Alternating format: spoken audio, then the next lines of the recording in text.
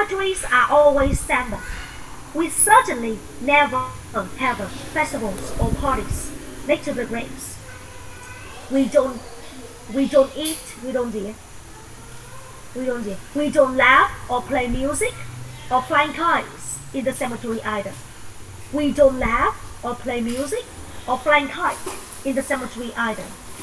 Ok, đọc lại nha. In the United States, cemeteries are always somber. We certainly never have festivals. Okay, we certainly never have festivals or parties next to the graves. Okay, we don't laugh or play music or flying kites in the cemetery either. I find that I prefer watermelon approach. I like that they will remember. I like the way they remember. I like the way they remember and celebrate those who have passed away, những người đã mất. Those who have passed away. I like that they acknowledge that. Họ chấp nhận cái chết. Acknowledge. I like that they acknowledge that. Instead of denying it, thay vì từ chối nó như cách mà người nghĩ là instead of denying it the way Americans do. I like that they smile. Có cả cuộc sống as well as death, như là cái chết in their cemetery. Có cả cuộc sống và cái chết ở trên nghĩa trang của họ. Cuộc sống là vì họ có ăn chơi nhảy múa ở đây. Các bạn hiểu không ạ? Tức là chúng ta vẫn tìm được sự sống trong cái chết. Ok? Watermelons call it the day of the dead, but it's also a day to appreciate life. Đây là một bài rất hay nha mọi người. Bài rất hay. Tí nữa cô sẽ sắp video bài này. Được chưa? Cô sẽ sắp video bài này. Không phải sắp luôn, bây giờ cô sẽ quay luôn nhé. Cô sắp xong rồi cô sẽ dùng cái phần mềm mà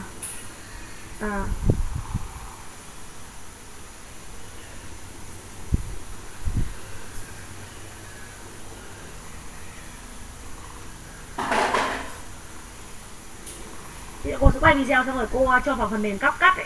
Bạn nhớ nhé, tải phần mềm cắt vào. Nó sẽ cho điện thoại vào cái xong kích vào cái phần auto title ấy. Nó sẽ auto title, nó sẽ tự ra cái, nó sẽ biết là các bạn đọc sai ở đâu. Bây giờ cô sẽ quay bằng soda nhé các bạn nhé. Cô quay bằng soda nhé, bạn về nhà bạn quay bằng soda cho cô. Này nhé. Ok. Ok nhé. Qua video khác. Để tí nữa up bài, tí nữa mình trả bài cho cô. Ok. I arrive in. Hello everyone, my name is Linh. Welcome to the second lesson in Effortless English Learning System. And this lesson is so meaningful. It's in Vietnamese we call Tết Tảo Bộ or Tết Thanh Minh. But in American we call it the Day of the Dead. Okay, so let's get started. I arrive in Guatemala on the Day of the Dead, November 1st. I'm curious about this holiday, so I go to the cemetery to see what's happening. What I find is quite interesting. The atmosphere is like a party. There are people everywhere. Some families are sitting around the graves of their dead ancestors. They clean the graves and add fresh flowers.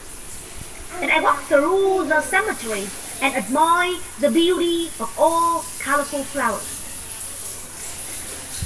There's also color in the sky because many kids are flying kites. Some family are having a picnic next to the graves. They eat, drink, and chat together. People laugh and smile. In the United States, cemeteries are always somber. We certainly never have festivals or parties next to the graves. We don't laugh or play music or flying kites in the cemetery either. I find that I prefer watermelon approach. I like that I like the way they remember and celebrate those who have passed away. I like that they acknowledge that instead of denying it the way Americans do. I like that there's life as well as death in their cemetery. And watermelons call it the Day of the Dead, but it's also a day to appreciate life. How meaningful, okay? This is a really meaningful lesson, and make sure that you learn this lesson deeply, okay? To help you can blurt out and answer the question very quickly, okay? question and answer. This is the principle for everything. Thank you guys. See you on the next video. Bye guys. Rồi, ok. Rồi nhá, bây giờ chúng ta sẽ ôn qua một tí rồi cô sẽ hỏi mọi người. Ở đây có một số từ nhá, mọi người capture cho cô nào. The day of the dead, mọi người nhớ nhé, cái từ dead này này. Nó là danh từ cái chết. Còn tính từ của nó là dead. Ví dụ này, the dead body là một cái xác chết. Nhưng khi từ the đi với từ rich, đó là người giàu. Từ the đi với từ poor, nghĩa là người nghèo. Thì từ đây là the dead là tính từ. Nhưng mà tính từ mà đi với the nó là nhóm người. Mọi người hiểu ý tớ không? Rồi, ok. The day of the dead. I arrive in Guatemala on the day of the dead, November 1st. I'm curious about this holiday. So I go to the cemetery. Cemetery chỗ số 1. Cemetery to see what's happening. What they find is quite interesting. It's interesting. Quite interesting. Nhiều đấy. Ok. Có cái điều gì đây?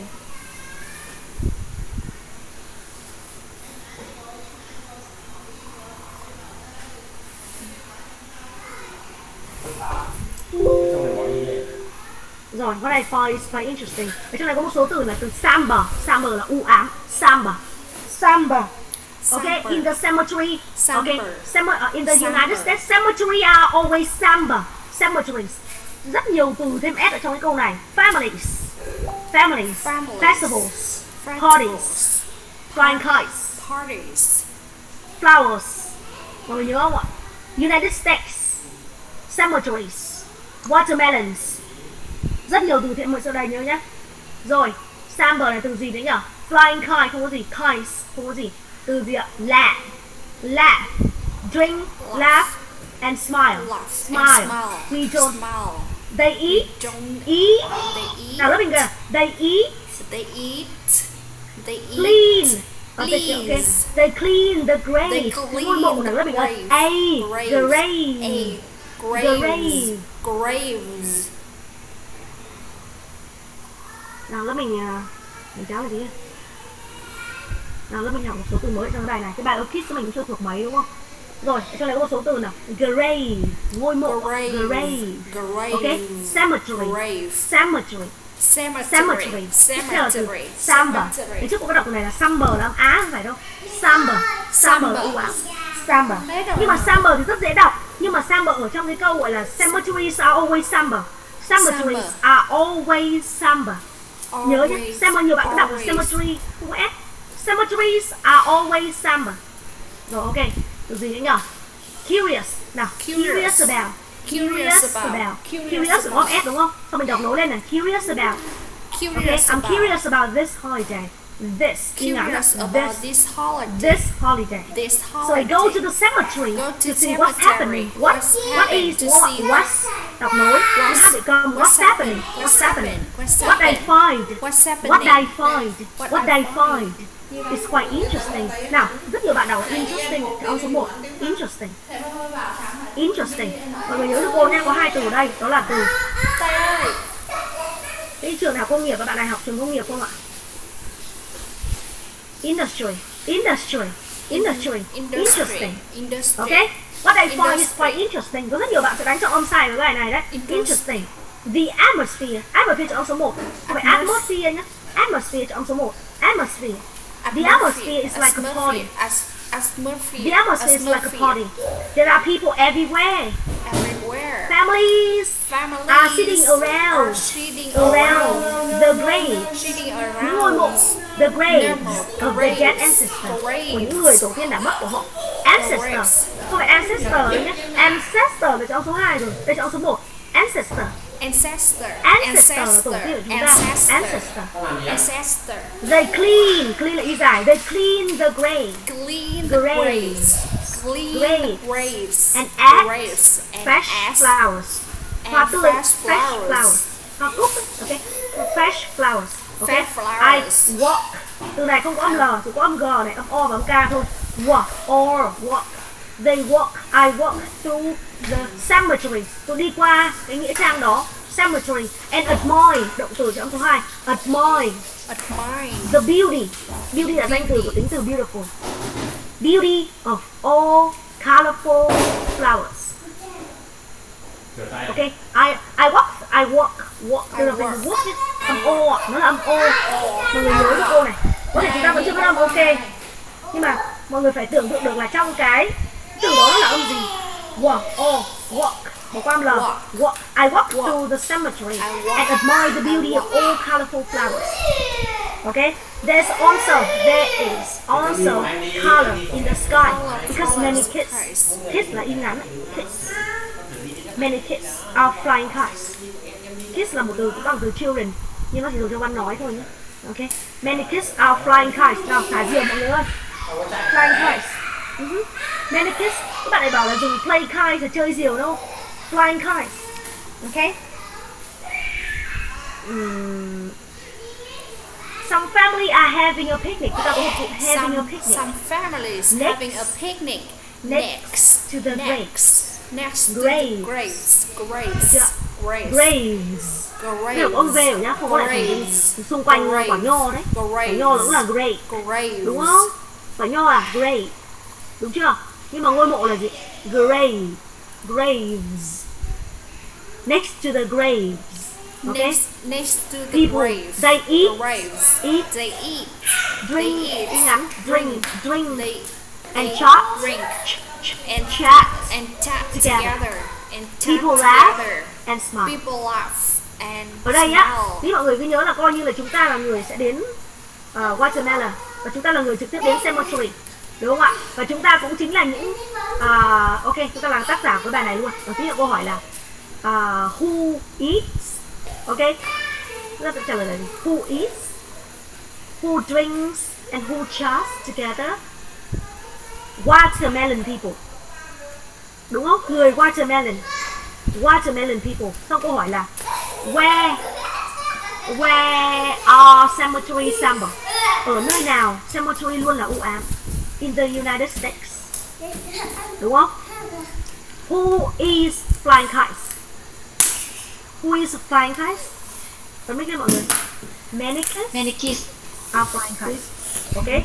Who is having a picnic? Who is having a picnic? With the family. Okay, some families. Okay, some watermelon families. Watermelon. Một vài gia đình, một vài gia đình Việt đấy.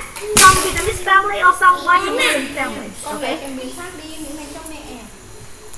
Okay. Ok, rất chưa?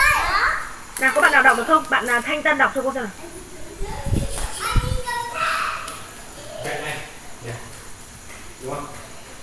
Đọc chậm rãi thôi nhé, không phải đọc nhanh đâu. Hello everyone, my name is Thanh Tân and this is my performance, okay? My lesson, Day of the Dead. Welcome to the story, Day of the Dead. Let's get started. Rồi, em đọc nha. Okay.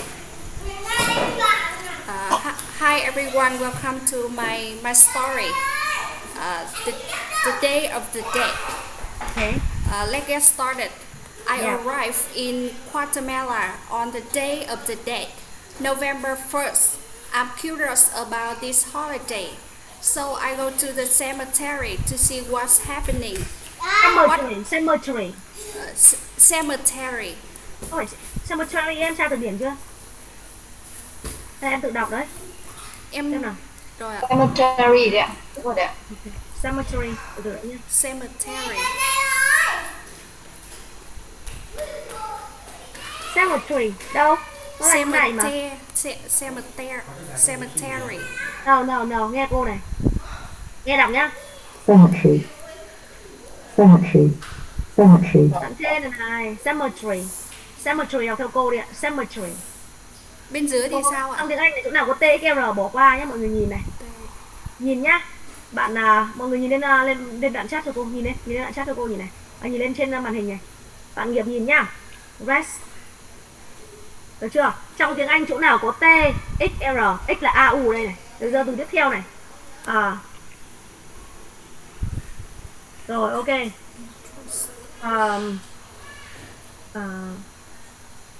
Cemetery.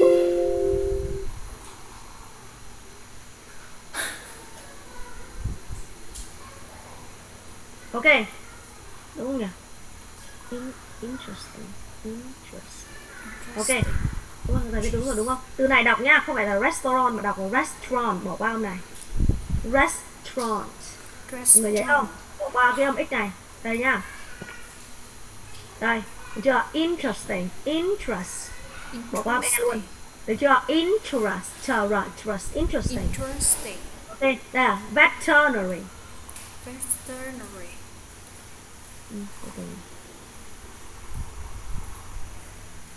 Ok, veterinary. Có cái từ này của phần.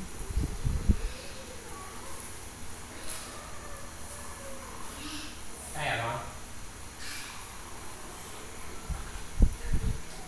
Uống nước nào đây?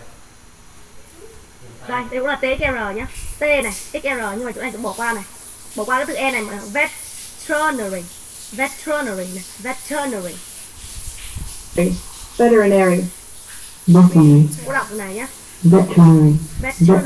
Tức là bỏ qua cái âm E này nè mọi người này. Có đến âm này luôn, còn chữ Y này không phải trọng âm thì chữ này âm ơ này. Veterinary. Ok. Veterinary. Thì bây giờ cái từ cemetery cũng vậy. Cemetery. Được chưa? Nó có TXR này, T này, XR này, bỏ qua âm E luôn. Bỏ qua âm E thì nó sẽ thành gì? Cemetery thôi. Cemetery thì bỏ qua âm E. Tất hiểu không? Chỉ có 3 âm tiết thôi. Cemetery nhìn thấy không? Có 3 âm tiết thôi, tất nhiên là đọc bên dưới cũng được. Cemetery cũng không đọc theo cái kiểu 3 âm tiết. Đây có 2 âm tiết rồi này. Cemetery. Nào ta đọc lại nào. Cemetery. Ok, good. Ok, con một sang lại từ đầu nào. Lại từ đầu đi ạ. Day of the dead. Okay. The day of the dead. I arrived in Guatemala on the day of the dead, November 1st. I'm curious about this holiday, so I go to the cemetery to see what's happening. What I find is quite interesting. Interesting trong số 1. Interesting. No, interest. Interesting. Interest hướng giọng dấu nặng là chữ thứ 2. Interesting. Interesting. Chớp vẫn là chớp rồi. Interesting. Rồi ok, về nhà luyện lại từ đấy. Interesting. The atmosphere is like a party. There are people everywhere. Families are sitting around the graves of their dead ancestors. Ancestor trong số 1. Ancestor. No, ancestor. Xuống nặng, dấu huyền. Ancestor. Tân nó không đọc được thì lớp mình rất nhiều bạn không đọc được. Ancestor. Xét là lên dấu nặng rồi, dấu hai dấu sắc rồi. Ancestor. No. Nào, mọi người chọn số 1 cơ mà. Ancestor.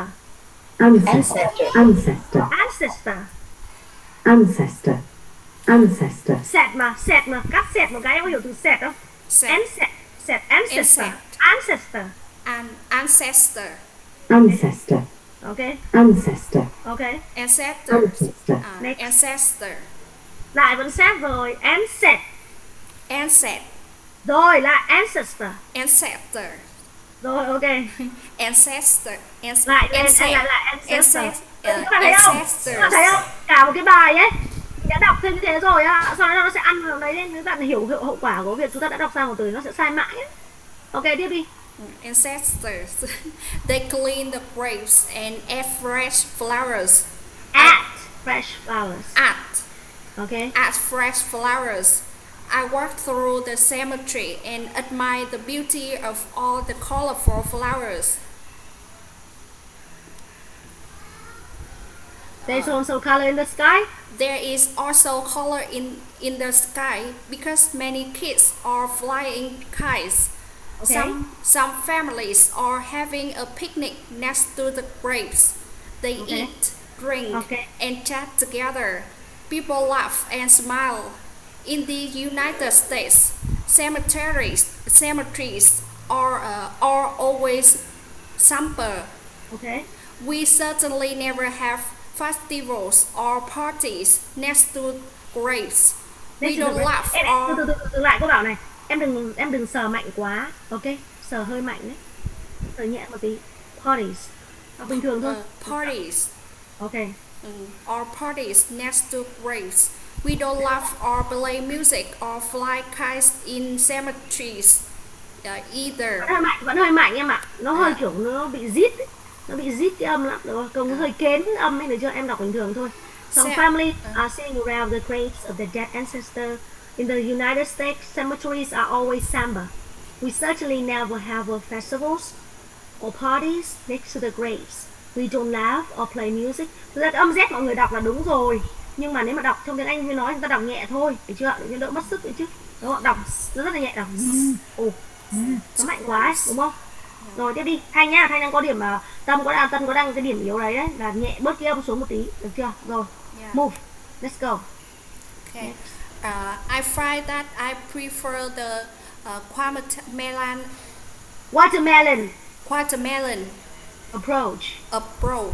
approach. I like the way they remember and Celebrate. those who have passed away.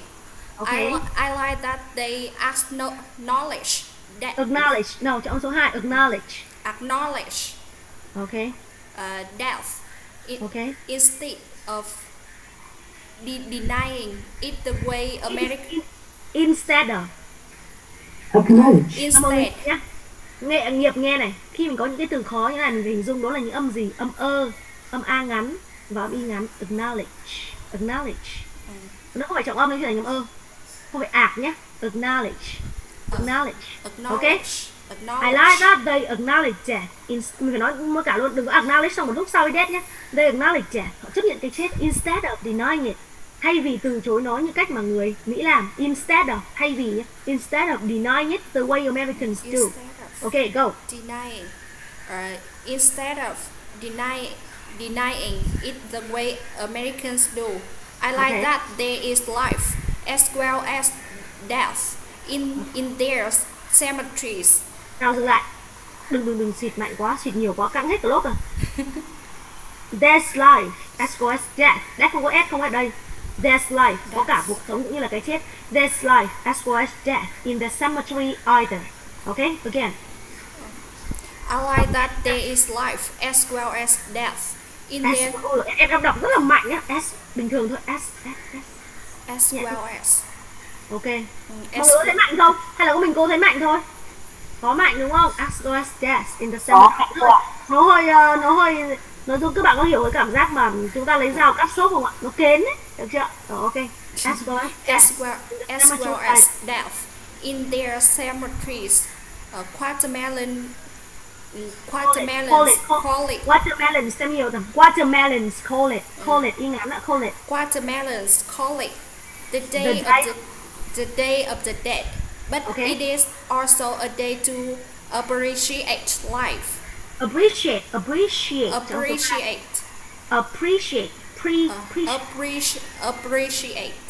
Okay. Life. Nào. Bạn nào trong phòng đọc không ạ? Nguyệt Moon đọc đây nào. Đọc cô Linh xem âm của em nào. Đọc từ đầu là có.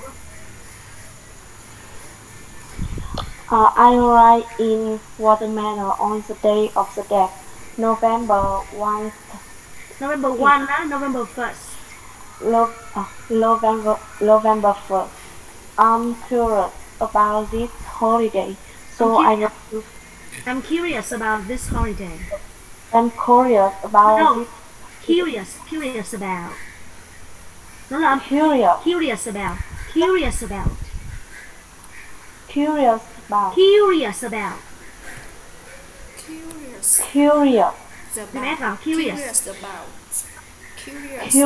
Em bật mic lên có xem nào, bật cam lên có xem nào. Đang ngồi gì đấy, đang ngồi nằm đấy, bật cam lên cô Linh xem nào. Curious about âm đằng cứng lắm. Curious about this holiday. Curious about. Okay. I'm curious about this holiday, so I go to the. I'm curious about. Bạn Nguyệt Moon bật mic lên. Bật cam lên ạ. Không biết bạn đang làm cái gì luôn. Cái cam của em hỏng đi cô. Ok. Thế bạn Liên Nông nào. Âm này chưa được đâu, bạn lên đâu đọc cô Linh xem nào. Lên đâu có vẻ âm tốt đấy, đọc xem nào. Em đọc ạ. Day of the Dead. I arrived in Guatemala on the day of the dead, November 1st. I'm curious about this holiday, so I go to cemetery to see what's happening. Good job. What I find quite interesting. Yeah. The atmosphere is like a party. Yeah. There are people everywhere. Yeah, em nói to lên. Families are sitting around the graves of their dead ancestor. Ancestor. They clean the graves. They clean the graves and add fresh flowers. I walk to the cemetery and admire the beauty of all. Vâng, mà em hơi lag quá. Mạng hơi lag để tí nữa, nhưng mà em mới về đấy. Nào, Nguyệt đọc cô Linh xem nào. Đọc cô em đọc chuyển sang quá khứ, em lại học thuộc chuyển sang quá khứ mất rồi. Thế cũng được. Dạ vâng. I arrived in Guatemala on the day of the dead, November 1st. I was curious about this holiday, so I went to a cemetery to see what was happening. What I found was quite interesting. The atmosphere was like a party. There were people everywhere. Families were sitting around the graves of their dead ancestor.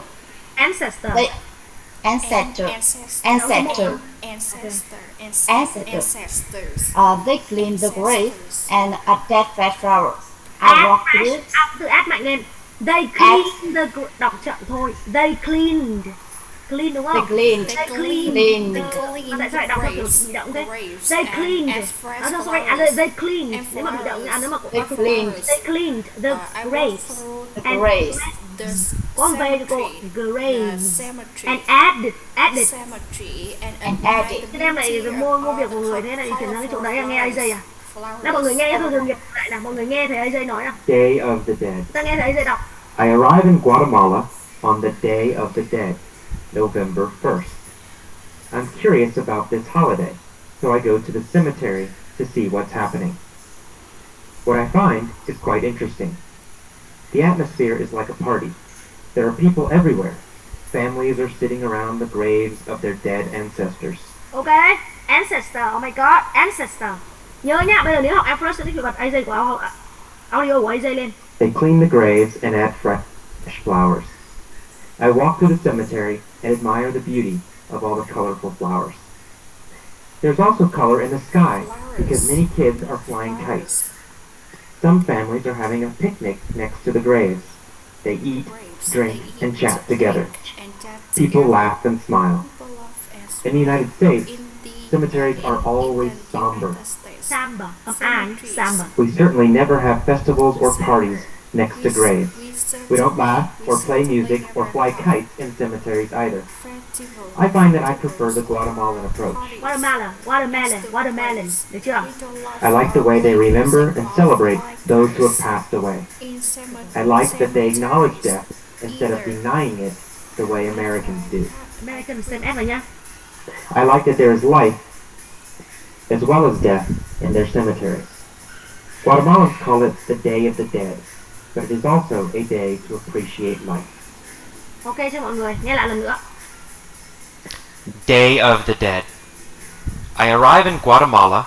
Guatemala, đất nước Guatemala. Còn watermelon là kiểu như Vietnamese. On the Day of the Dead. On the Day of the Dead. November 1st. Nghe này, November 1st. I'm curious about it. I'm curious about, nghe thấy không? I'm curious about this holiday. So I go to the cemetery to see what's happening. What I find is quite interesting. Interesting đúng không? Mọi người, interesting mà không phải interesting đâu, interesting. The atmosphere is like a party. The atmosphere like a party. There are people everywhere. Families are sitting around the graves of their dead ancestors. Families are sitting around the graves of the dead ancestors. They clean the graves and add fresh flowers. I walk through the cemetery and admire the beauty of all the colorful flowers. There's also color in the sky because many kids are flying kites. Some families are having a picnic next to the graves. They eat, drink, and chat together. People laugh and smile. In the United States, cemeteries are always somber. We certainly never have festivals or parties next to graves. We don't laugh or play music or fly kites in cemeteries either. I find that I prefer the Guatemalan approach. I like the way they remember and celebrate those who have passed away. I like that they acknowledge death. Passed away. Pass ở đây là âm S. Vậy khi em đi đọc là gì? T. T đọc nối lên. Passed away. Passed away. Passed away. Okay, cool. Instead of denying it the way Americans do. I like it the way. I like that they acknowledge death. Knowledge, đấy, cái từ nó rất là nhẹ. Knowledge, đọc từ knowledge, được chưa? Không phải là acknowledge đâu ạ. Instead of denying it the way Americans do. I like that there is life as well as death in their cemeteries. Guatemalans call it the Day of the Dead, but it is also a day to... But it's also, the EZ là is, also, it's also, okay? Appreciate life. Appreciate life. Rồi, ok, mọi người nhớ này. Đầu tiên là cái từ đầu tiên nha, từ cemetery, ok? Từ thứ hai là ancestor. Từ thứ ba là từ interesting. Các ông nói phải đúng rồi nhá. Từ interesting là interesting. Ancestor, atmosphere và grave. Nếu mà một ngôi mộ là grave, một quả nho là grave, ok? Giống khá giống nhau đấy. Chúng ta không đọc ông vờ lên này, không biết là chúng ta ngồi quanh ngôi mộ hay là ngồi quanh quả nho đấy, được chưa? Hình như là quả nho không đến được cái gì. Xem nào. Nho đến được không? Acknowledge. Đến được. Ok. Great. Rồi, thôi mình cứ đọc đi, cô xem nào. Cứ đọc đi.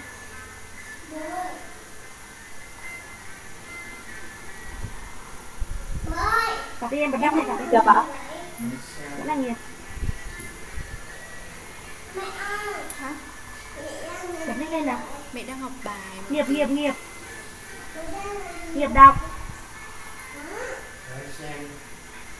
Mẹ đang học bài. Cãi nhau với ai vậy? Nhiều cứ tưởng là Nguyệt hay sao? Nghiệp đấy, nghiệp không phải Nguyệt đâu, nghiệp đấy. Vâng ạ. Cô nhà em ồn rồi, có trông Nguyệt đọc trước em với nhà em ồn. Ok, thằng Di nào, Di đọc cô Linh xem nào.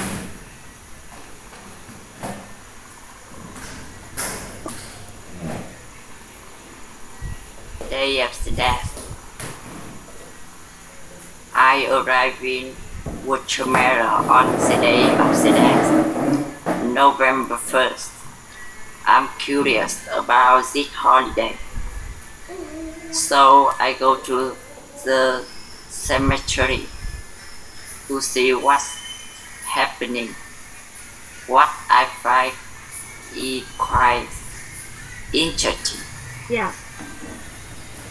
The atmosphere is like a party. Trước có nghỉ học không? Sao đọc có vẻ chưa học gì sao? Gì? Trước em ốm nhà em xin nghỉ vậy. Rồi ok, bây giờ nghe bạn Hoa Nguyễn đọc để học ở giống con Hoa này, năng lượng cao dã man luôn. Ok, xin mời. Hoa rất giống cô ngày xưa, tương lai là giám đốc trung tâm tiếng Anh, xin mời em. Đọc đi em. Cảm ơn cô ạ. The day of the dead.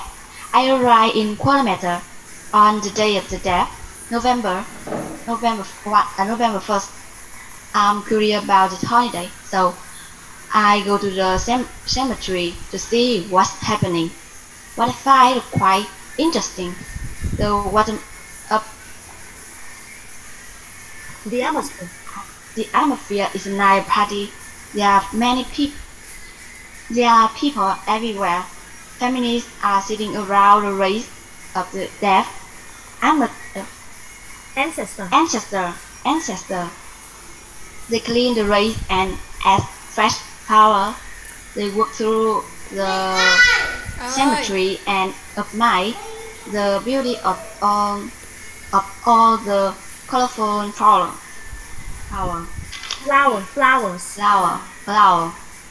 They also call it a kite because many kids are flying the kite. Some families are having a picnic next to the grave. They eat, drink, and chat together. Many people laugh and smile. In the United States, In the United States. Vậy so States. States. Làm A mà States. State. United States. Cemeteries are always somber. Cemeteries are always somber. We certainly never have a festival or parties. We certainly never have festival or parties. Next to the graves. Now, next to the graves. Next to the graves. Now, go ra. Yeah, graves. Okay, now next to the graves. Next to the graves. Chứ không G. Next to the graves. Next to the graves. Yeah. We don't laugh. We don't laugh or play music. We don't laugh. We don't laugh. Laugh. Hai mẹ tôi là we don't laugh. We don't laugh. Bạn không đọc theo người ta biết we don't laugh. We don't laugh. Or play music. Or play music. Or flying kites. Or flying kites. In the cemetery either. In cemetery either. I find that. I prefer watermelon approach. I prefer the watermelon approach. Watermelon approach.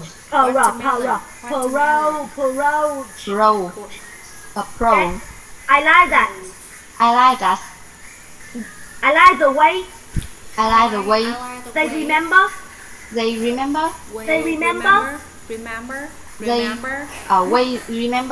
And celebrate.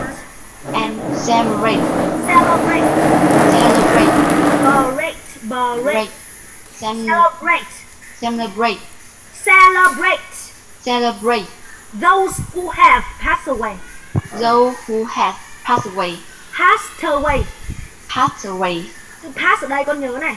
Pass ở đây nhá. Thì đó là âm T đúng không? Pass T đúng không? Cô Thanh đúng không? Bị thêm đi vào cả T đúng không? Thì đây đọc lên passed away.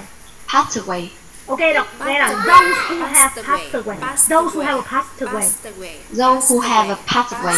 Those thêm S thêm ra là those who have passed away. Okay. I like that. There's life. Nào V nha con. V này. Y ngắn thôi nào. Bây giờ nhá, cái âm E nó bị câm, cái này chữ Z này nó bị câm này. There's life. There, bạn hiểu không? Có làm ròm y ngắn này. There is life. Đúng không? There is life. As well as death.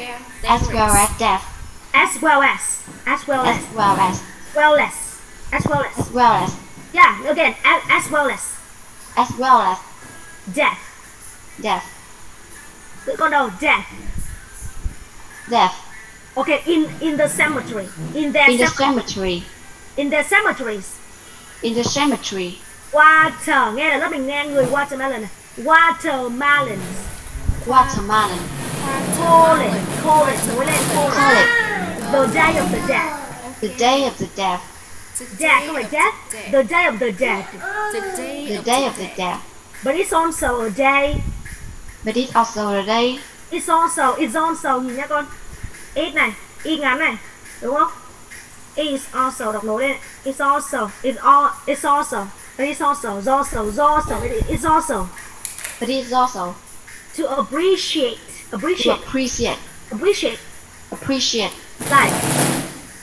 Life. Rồi, ok, xin mời Trà My, bật mic lên, đọc theo cô Linh nào. Trà My, con tự tin chưa? Tập trung chuyên môn, bạn Trà My đang làm gì đấy? Cô bảo em đọc bài sao? Em đúng không ạ? Sao lúc nào làm gì?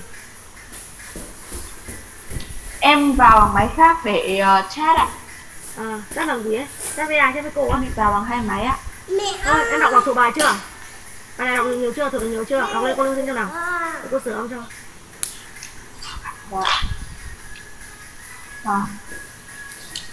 Day of the Dead. Okay. I arrived in Guatemala on the day of the dead. Okay, November 1st. Dừng lại Trà My, âm của bạn này với âm của bạn liên nông đấy, được chưa? Là âm vững đấy các bạn nhé. Được chưa? Chẳng có cái bài này nó khó thôi. Ok, chúc mừng em. Âm của em đến như này, nếu mà em bỏ cuộc trong học tiếng Anh thì rất là phí đấy. Come on. Good job, Trà My. I'm curious about this holiday, so I go to the cemetery to see what's happening. What I find is quite interesting. The atmosphere is like a party. There are people everywhere. Families are sitting around the graves of their dead ancestors. They clean and Around the graves. around the graves. Ok, với từ interesting này, cả lớp mình. Please, ai có đọc đúng từ này? Interesting chọn số 1. Interesting. Interesting. Nó không phải là chữ âm gì đâu. Interesting. Interesting. Interesting. What I find is quite interesting. What I find is quite interesting. Quite interesting. Đi đọc vô Linh nào. What I find is quite interesting. What I find is quite interesting. Perfect. Okay, what I find is quite interesting. Okay, next one. Đọc tiếp đi. They clean the graves and add fresh flowers. Add miệng to lên nào. Add fresh flowers. Add fresh flowers. Add fresh flowers. There's I also walk through the cemetery and admire the beauty of all the colorful flowers. colorful flowers. Good. There is also color in the sky because many kids are flying kites. Some families are having picnic next to the graves.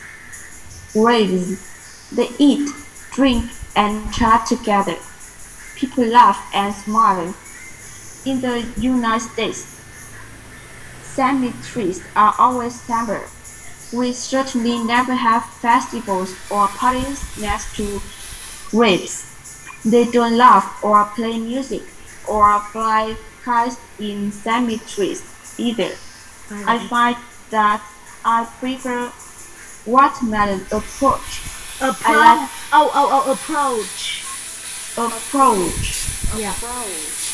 I like the way they remember and celebrate those who have passed away. I like that they acknowledge death instead of denying it the way Americans do. I like that there's life as well as death in their cemeteries. Watermelons call it the Day of the Dead, but it's also a day to appreciate life. Yeah, bạn Trà My có phát âm rất là tốt nha mọi người. Nào, mọi người nhìn từ celebrate, bây giờ khi nào đọc là celebrate nhưng mà nó không phải trọng âm mà đọc là được. Celebrate. Ok, appreciate. Nào, từ một từ tiếp theo. Thì trân trọng.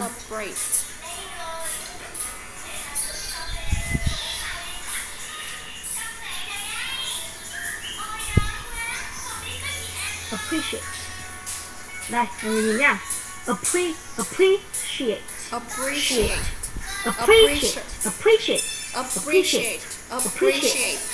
Ok. Con nào xung phong có đọc không? Phương Thanh đọc cô Linh xem nào. Thanh đọc được không? Bữa trước có đi học không? Thanh đọc cô Linh xem nào. Thôi được rồi, đọc. Đi nữa. Bây giờ em đọc theo cô xem nào. I arrived in Guatemala on the Day of the Dead. I arrived in Guatemala on the Day of the Dead. November 1st. November 1st. I'm curious about this holiday. I'm curious about this holiday. Chưa được. I'm curious. Can I add now? I'm curious about this holiday. Curious about this holiday. So I go to the cemetery to see what's happening. So I go to the cemetery. To see what's happening. What I find is quite interesting. Interesting. The atmosphere is like a party. Atmosphere. Atmosphere. Atmosphere. It's like a party. It's like a party.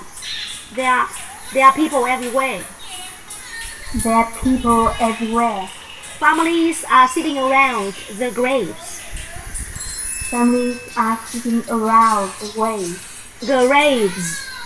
Graves of their dead ancestors.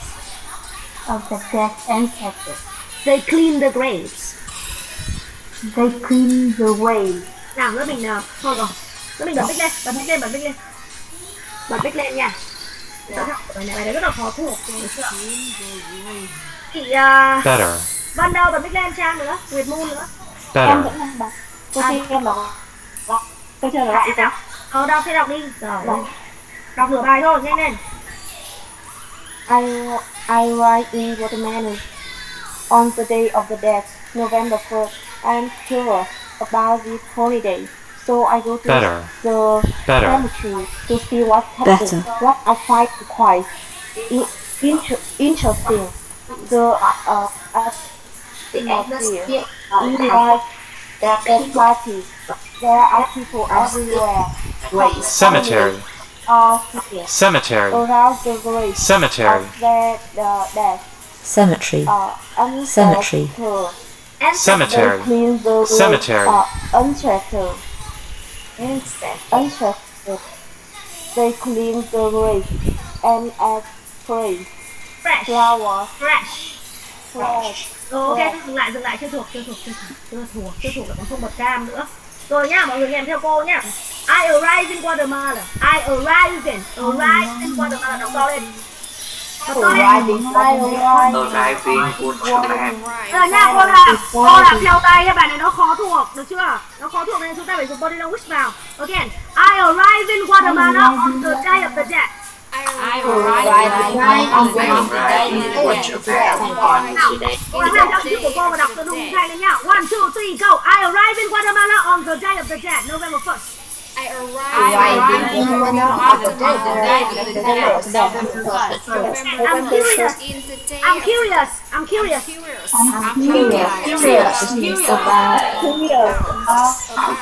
about this holiday. So I go to the cemetery. To see what's happening. What I find is quite interesting.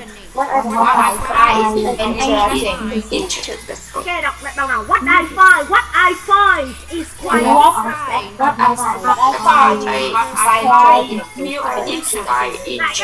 I arrived in Guatemala on the day of the dead.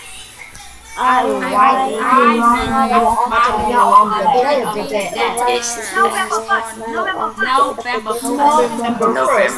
I'm curious about this holiday. So I go to the cemetery. To see what's happening. What I find is quite interesting. Interesting. Okay. The atmosphere.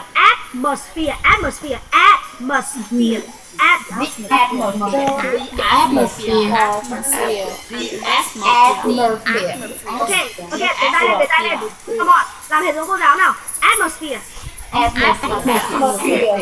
Số 1, atmosphere.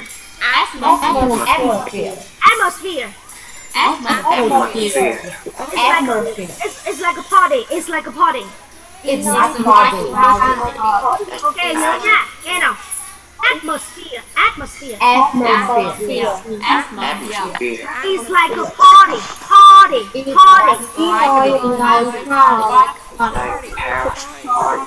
Okay, there are people everywhere. Okay, families are sitting around the graves. Families are sitting around the graves. Of their dead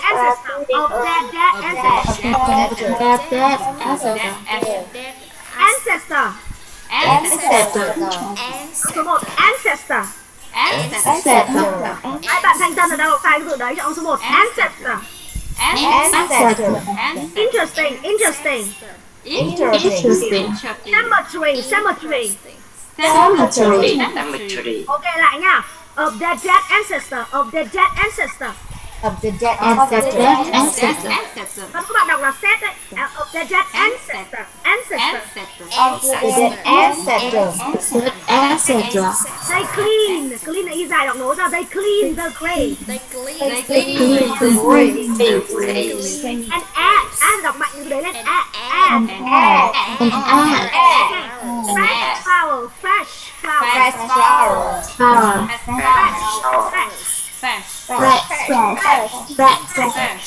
Okay, flowers. Add fresh flowers. Okay, I walk them all day. Or I walk through the cemetery. And admire. Admire.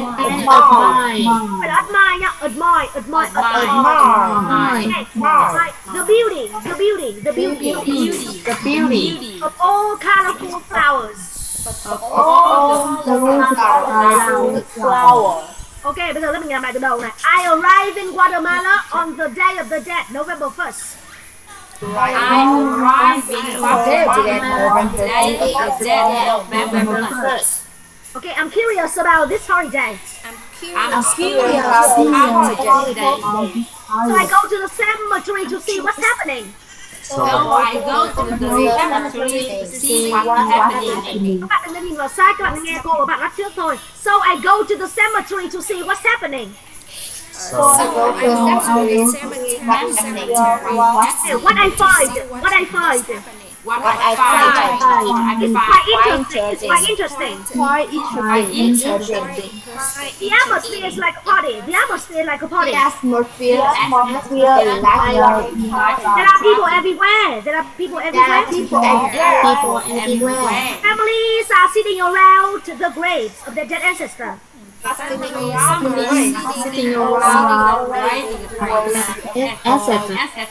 Of their dead ancestor. Okay, tay nào. They clean the grave. And add fresh flowers. Okay, I walk through the cemetery. And admire the beauty of all colorful flowers.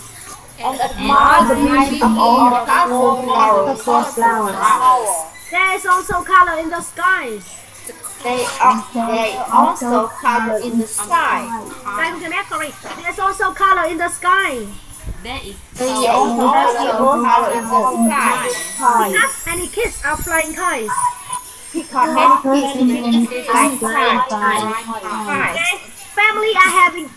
Some family are having a picnic.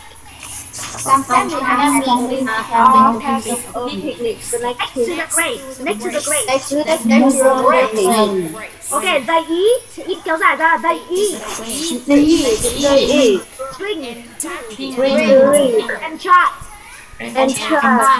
Together. People laugh. And smile. In the United States. Okay, cemetery are always somber. We certainly never have festivals or parties. Okay, next to the grave. We don't laugh. Or play music. Or play music. Or flying kites. In the cemetery either.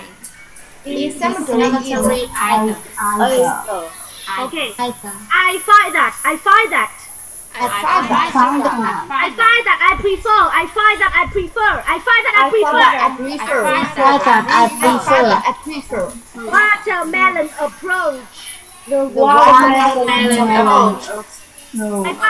prefer watermelon approach.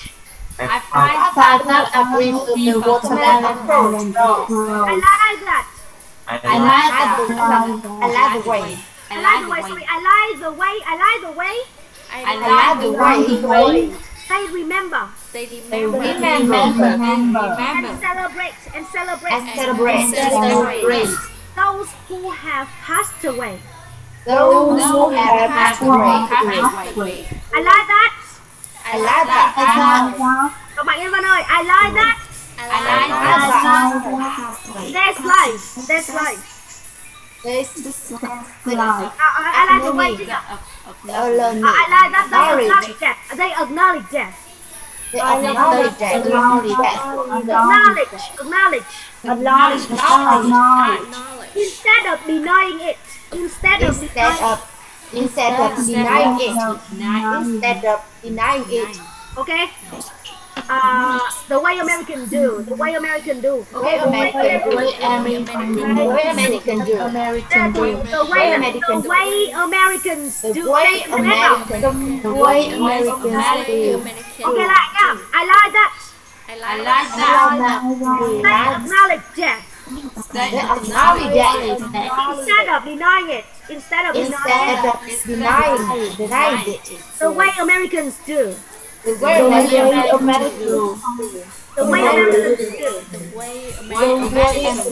Americans do. I like that. That's life. As well as death. In the cemetery either. In the cemetery. Watermelon call it. The day of the dead. But it's also a day. To appreciate life. Okay, so who arrives in Guatemala?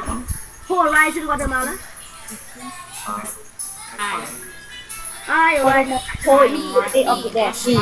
I arrive. Now, who arrives in Guatemala on the Day of the Dead?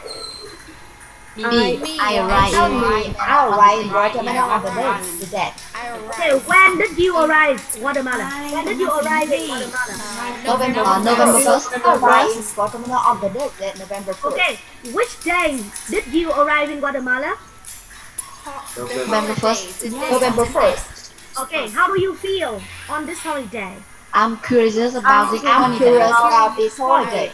Do you feel curious about this holiday?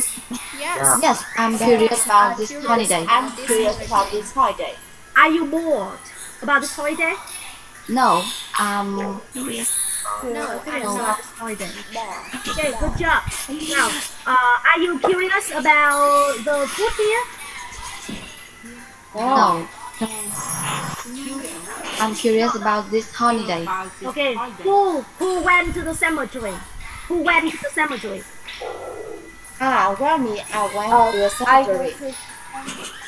After then, I went to the cemetery. I went to the cemetery. Câu hỏi là who went thì phải trả lời là I went, sẽ trả lời I went. I went To the cemetery. What happening? Thôi dừng lại. Why did you go to the cemetery? To see what was happening. Okay, to see I went to the cemetery to see what happened. Okay, so do you go to the park? No, I don't go to the park. I go to the cemetery. Where do you go? I go to the cemetery. Watermelon. How did you find? I find it quite interesting. What I find is quite interesting. Okay, is everything interesting? Yeah. It's interesting for you? Yes. What is interesting? The dead. Okay, what I find. Okay, so what is like a party? Atmosphere is like a party. The atmosphere is like a party. Okay, are there many people here? Yeah. Yes, there are people everywhere. How many people are there?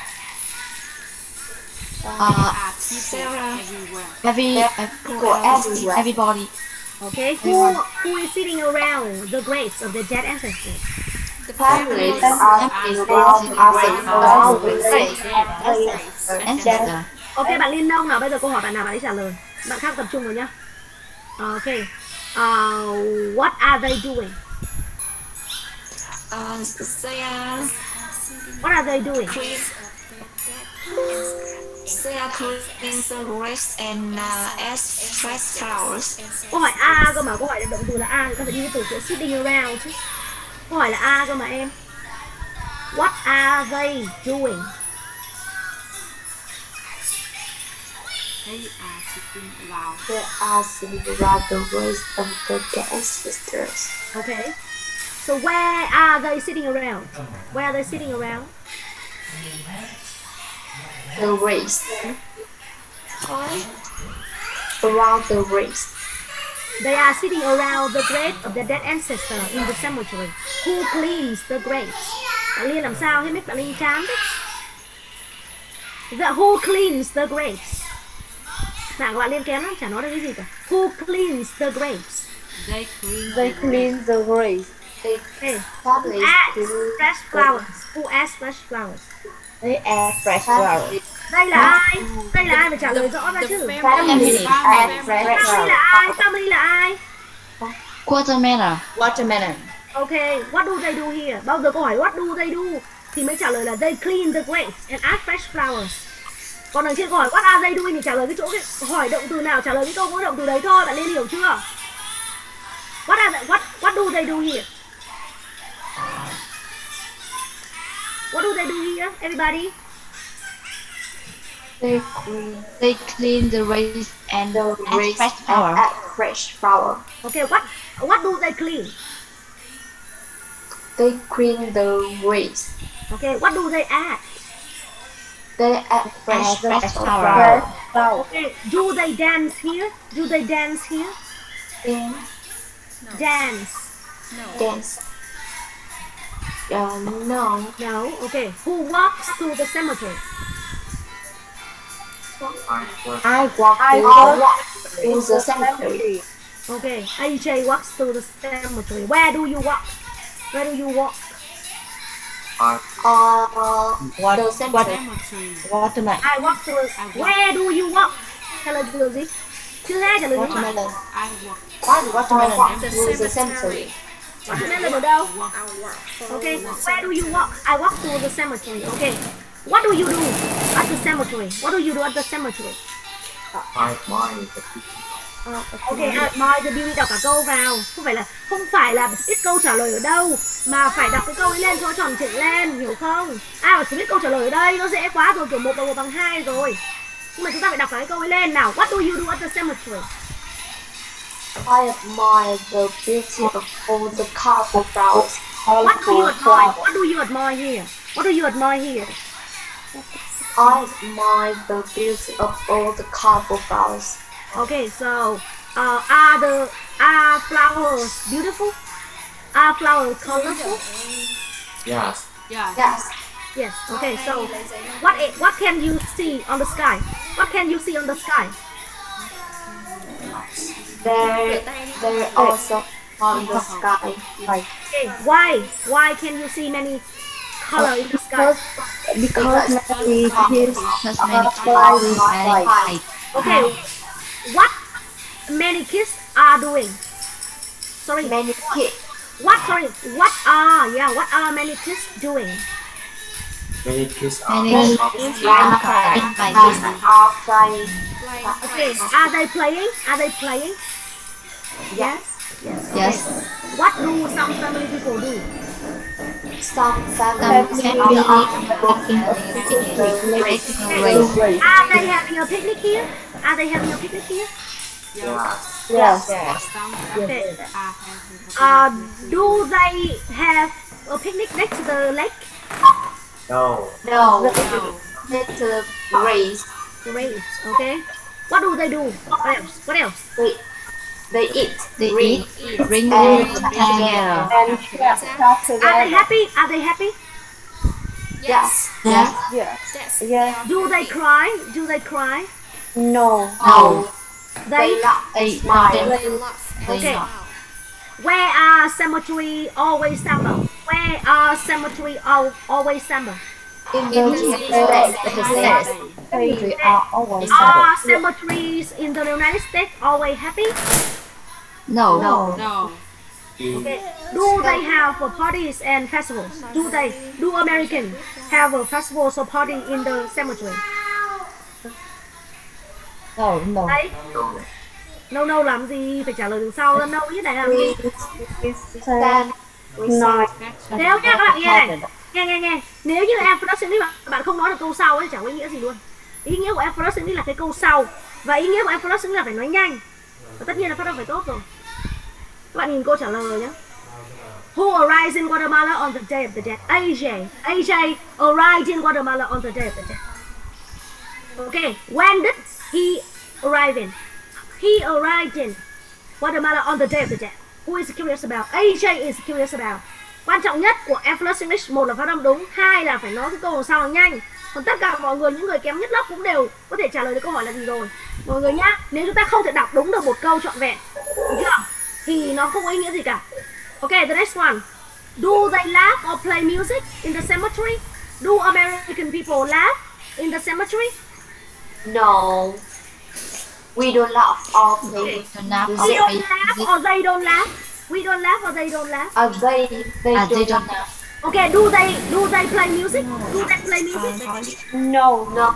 They don't play music. Do they flying kites? Do they flying kites? No. They don't. Okay, are they sad? Are they sad in the cemetery?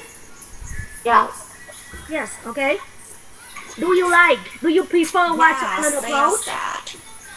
Do you prefer the watermelon approach? I prefer the watermelon approach.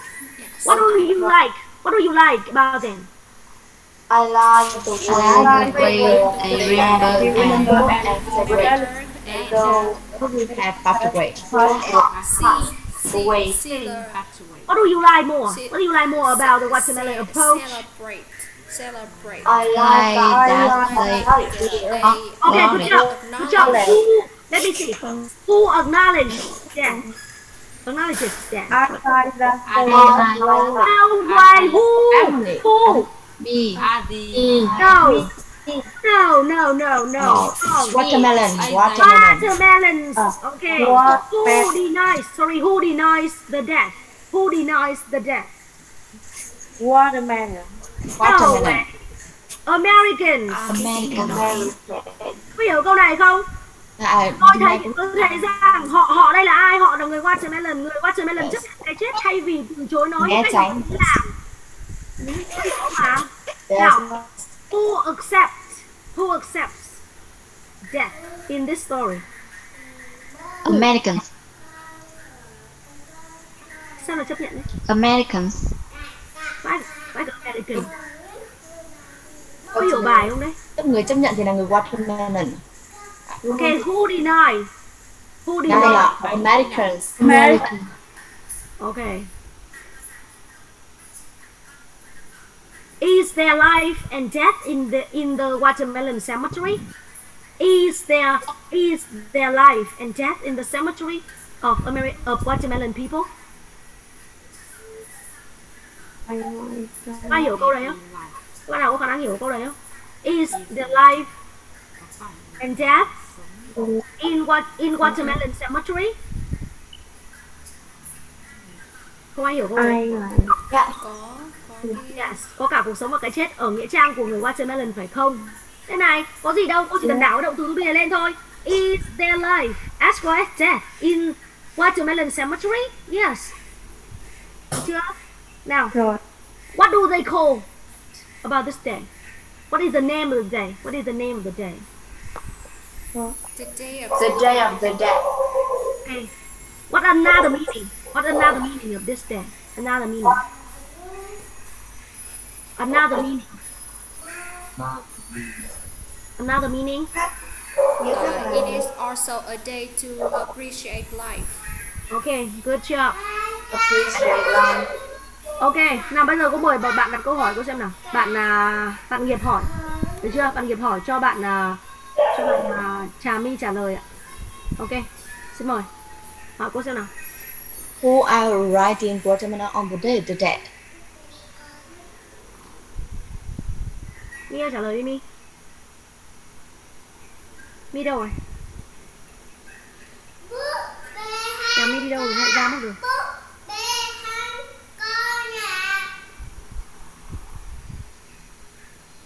Bạn Hoa Nguyễn trả lời cũng được. Hoa trả lời đi cho chị Nghiệp đi. Là chị Nghiệp nói nào em ấy? Who arrived in Guatemala on the day of the dead? Me, I arrived in Guatemala on the day of the death. Where do you arrive? Oh, yes.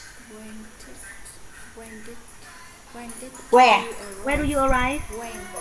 When did you Where? arrive in Trả lời nhanh lên Hoa. Ồ, sao để mọi người chờ lâu thế em? November 1st. Chút vào. Ở đâu á? Where? Em để ở đâu? Em để ở đâu? Cái nghĩa trang ạ. Where do you arrive? Các bạn hỏi câu đấy cũng hơi khó cho em đấy. Where do you arrive on the day of the dead? Thì đến Guatemala thôi. Guatemala là một địa chỉ mà, đúng không? Em đi đâu? Em đến Việt Nam ấy, cũng là một cái kiểu đến mà, đúng không? Rồi, ok, nhanh lên nào. Ôi dồi ôi, đừng để tao sợ. When did you arrive on the day of death? On the November day of 1st. November 1st. Yes. Okay. Next one. What was your curious? Okay. I'm curious about this holiday. What did you go? What did you go? Where do you go? Where did you go? I go to the cemetery. Oh, okay. Why did you go to the cemetery? Okay. To see what's happening. Okay. Mà câu này em phải dừng lại nhỉ? Cái câu này em phải nói là who is curious about, hoặc là how are you, what do you feel, how do you feel, chứ không phải cái gì là curious đâu. Đây không phải là holiday curious. Em hỏi bạn là tò mò về cái gì ạ? Em bạn tò mò về cái gì ạ? Thế là what are you curious about? Không phải là what are you curious about. Em hỏi là what is curious, cái gì tò mò, không phải cái gì tò mò mà là who is curious. Em hiểu không? Em đang cái câu của em có hiểu nhưng mà cái cách em hỏi chưa đúng. Em hỏi là what is curious đúng không? Không phải. Nó phải là what are you curious about. What was you curious? Ok, what was you curious about? Rồi còn giới thiệu about nữa. Rồi ok, tiếp. Was it interesting? Was it interesting? Interesting? Was it interesting? What a fight. Was it đây là tất cả mọi thứ ở đây đấy. Rồi ok. Bạn Hà lốt nhanh một tí em ơi, đừng căng thẳng quá như thế. Đó là tiếng Anh thôi, nó là tiếng Anh funny thôi. Em đừng có nghiên cứu như được toán học vậy. Rồi em căng thẳng lắm. Rồi ok, bạn Nghiệp hỏi tiếp đi. Who were sitting around? Who were sitting around? How many are sitting around the race of the dead and hỏi như thế chưa được, hỏi như thế chưa được. Who were đây số nhiều chữ. Who were sitting around the graves of the dead ancestors. Bây giờ em hỏi who were sitting around là ai đang ngồi xung quanh. Xung quanh cái gì cũng được chứ. Rồi ok, tiếp. What did they clean? They clean the race and add fresh flower. No, hỏi cái gì trả lời cái đấy thôi em. Đâu hỏi đến cái từ add fresh flower ở đâu, đúng không? What do they clean? Thì trả lời là they clean the graves. Tiếp. What did they add? Yeah, chỗ nào có động từ đây? And add fresh flower. They add fresh flower. Câu hỏi yes no. Câu hỏi yes no. Yeah. Do you walk through the cemetery? Yes, I walk to cemetery. The cemetery. The cemetery. Who walked through the cemetery? I walk to the cemetery. Các bạn không có khả năng hỏi câu no à? Các bạn nghe câu hỏi câu no nhé. Ok. Are you sad about the holiday? Đấy. Đúng không? Do you leave the cemetery? Do you go to the park? Is this boring? Okay. Are they dancing? Do they clean the house? Do they act artificial? Yeah. Do they act? Let me see. Do they act plants? Ok, kiểu thế hỏi câu hỏi chữ no thay đổi một cái yếu tố trong đấy thành một cái câu no ngay mà. Rồi ok, hỏi cái câu mà có cái chữ no nhá. Ok, next. Do they add fresh fruit? Yeah. No. Okay. They don't add fresh food. They add fresh flour. Okay. Yes. Nào có động từ thì có một câu hỏi who này. Do you admire the beauty of all the colorful flowers? Yes. Yes, I admire. Yes, I admire the beauty of all the colorful flowers. Nha bạn Hoa nhớ này, cái quan trọng nhất lúc nãy cô nhắc rồi, quan trọng nhất cái quan trọng nhất của cái effortless English là mình phải nói cái câu sau nó rất là tốt, chứ không phải là quan trọng là có hiểu cái câu không nhá. Quan trọng là mình phải nói rằng sau they are fresh flowers. I admire the beauty of all colorful flowers. Và muốn như thế được chúng ta phải học thuộc. Rồi tiếp đi. They Rồi ok, nghiệp thế thôi, để bây giờ cho bạn Tân hỏi. Bạn Tân hỏi cho bạn bạn Liên Nông được. Ok, bạn Mỹ Nhung trả lời. Ok, Tân hỏi cho Mỹ Nhung trả lời cô này. Hỏi gì cũng được, hỏi bạn trước đoạn sau thì ok. Hỏi từ đầu đúng không cô? Okay. Hỏi đoạn dưới đi, bạn kia bạn hỏi đoạn trên, bây giờ em hỏi từ cái chỗ there's also color in the sky. Ok. Ok.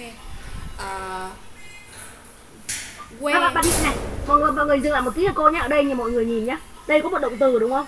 Đảo lên này, is there also color in the sky? Được chưa mọi người? To be này. Ok. Some families are having a picnic next to the grapes. Do they eat? Do they drink? Do they chat? Do they laugh? Do they smile? Mọi người hiểu không?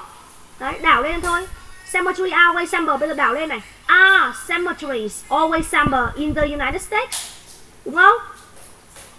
Mọi người hiểu chưa? Rồi ok, nhưng mà bạn Tân nào, Tân nói đi không? Rồi. Where is the color? Okay, where is the color? Watermelon. Là watermelon. Không trả lời kiểu gì em? Sao lại watermelon được?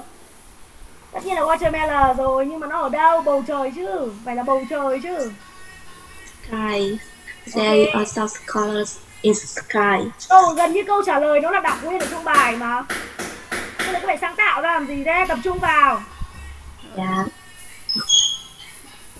Okay. Why is there color in the sky? Yeah. Because many kids are flying kites. Rồi đọc nhanh anh em ơi, đọc thẳng ở trong bài trước mặt, thế hôm này đọc nhanh được nữa à? Chứng tỏ là chưa thuộc bài. Nhanh. What are the kids flying? Okay. What are the kids flying? Em có hiểu câu đấy là gì không Nhung? What are the kids flying? Yeah. Nhiều được cây lên. Nghĩa là gì tiếng Cái Việt? gì đang bay ở trên trời á? Kites.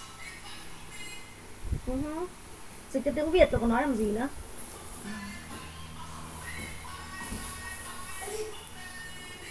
Rồi, who is having a picnic next to the grapes?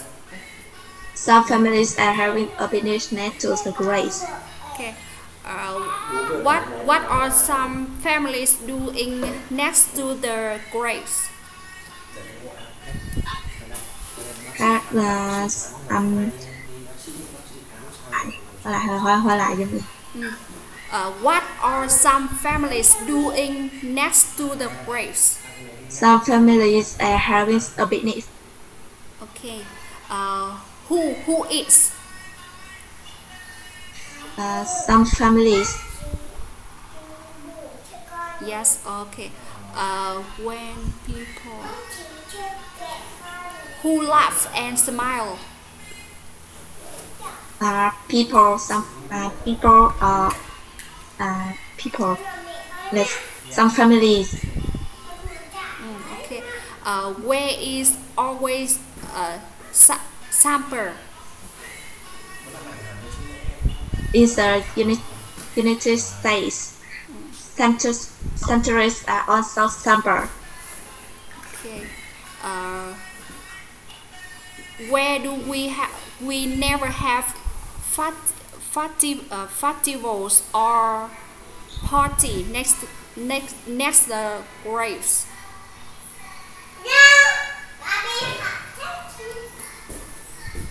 We certainly never have festival or parties next to graves. Chị hỏi là where do we never festival or parties United States. Okay. Where I find this? Who prefer the watermelon approach?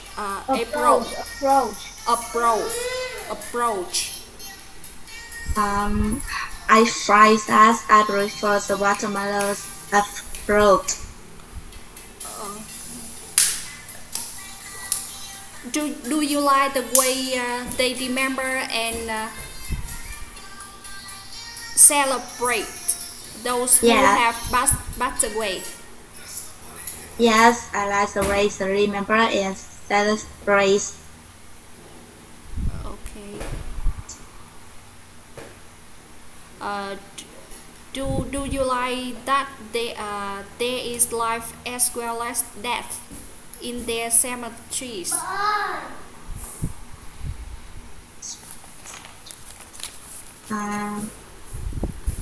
Yes, I like that state in life as well as death. Rồi ok. Được rồi. Bài mấy? Bạn Khả Phong hỏi có đi xem nào. Khả Phong hỏi cho bạn Vũ Thị Vân trả lời xem.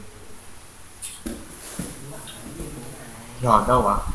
Em hỏi đâu cũng được, cả bài đều được, hỏi cái gì cả bài cũng được.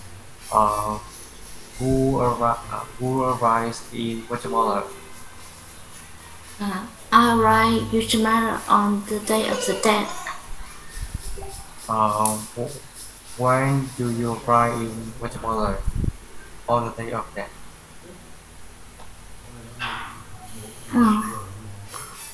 Câu hỏi được không ạ? When do you arrive in Guatemala? When do you arrive in Guatemala? Nhờ khi nào? When? November 1st. What day do you arrive in? Yeah. Alright. What day you arrive in? November 1st. November 1st. Em có hiểu được what day là gì không? What day là gì không? What day là ngày nào? Ngày hôm nay. Ngày hôm nay, có từ nào là ngày hôm nay đâu. What day là gì Vân? Ngày gì? Ngày nào ạ? Đúng rồi.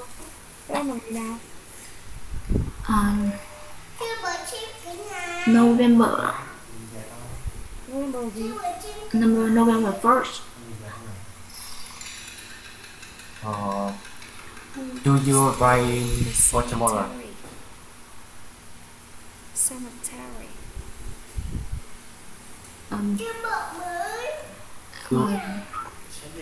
Do you arrive in Guatemala? Em có đến Guatemala không?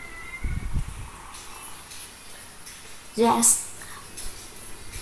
Em có đến Guatemala không Vân?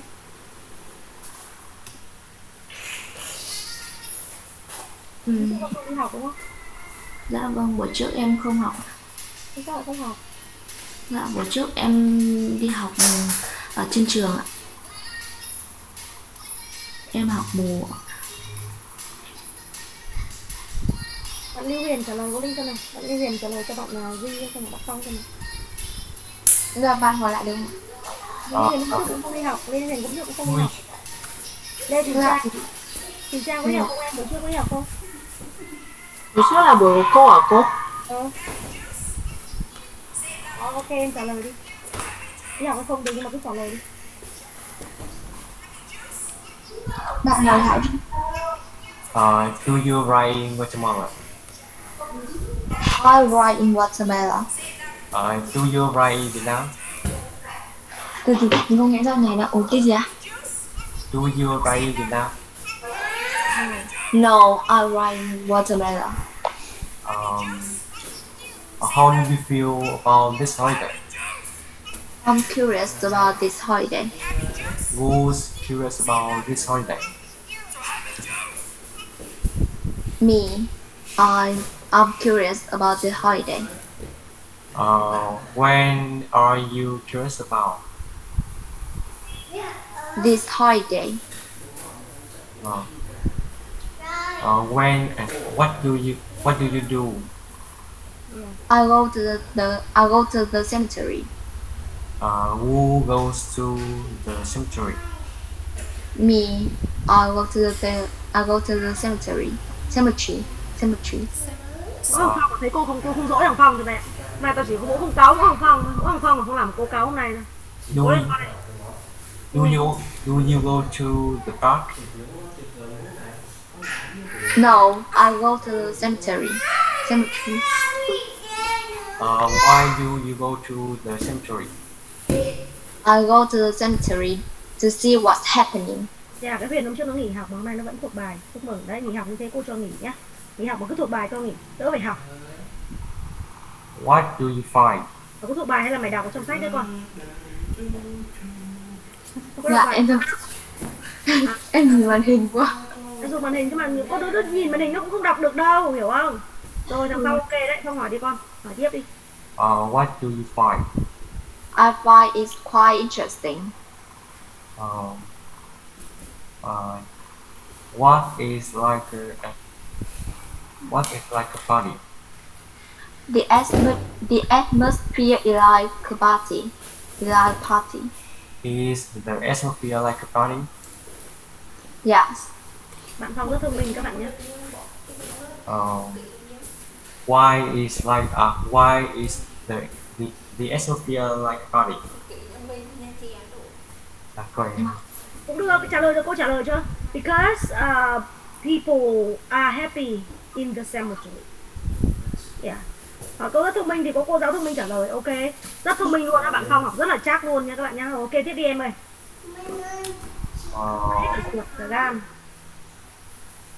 Where are people? Yeah, đúng rồi, where are people? There are people everywhere. Are there people here? Yeah. Yes. Who is sitting around the grave? Families are sitting around the grave. Are families sitting around the rest of them? Yes. Yes, families are sitting around the graves of the dead ancestors. Where are families sitting around? The graves. Yeah. Bạn thông minh hơn sao? What do they do? They clean the graves and add fresh flowers. Where do they clean? Where do they clean on the cemetery? At the cemetery. The graves. What do they add? They add fresh flowers. Yeah, cậu đã hoàn hảo hôm nay đấy. Couple, nice couple today. Good job. Next one. Do you walk through cemetery? I walk through the cemetery. Who walks through cemetery? Me, I walk through the cemetery. Where do you walk? The cemetery. What do you admire? I admire the beauty of all the colorful flowers.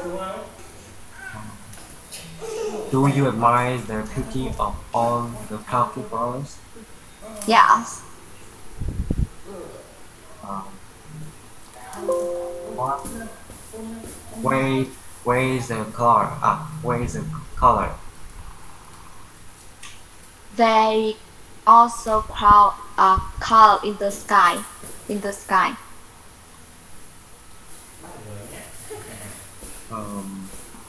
What? What is in the sky? What is in the sky? What is in the sky? Kites in the sky. Okay. Phong gọi ba. Ok, tuyệt vời. Thế cô mượn Phong. Ok, thế cô mượn Phong. Rồi ok. Bây giờ là để cho cặp đôi nó hoàn hảo hơn nhá. Cho chị tí là thằng Phong tí nữa sẽ bình chọn ra, phải có quà cho mấy đứa này giỏi, mấy đứa nào hoặc giỏi phải tặng quà thôi. Tí ghi số tài khoản ra cô chuyển khoản. Nào, cô cho con hỏi hết độ.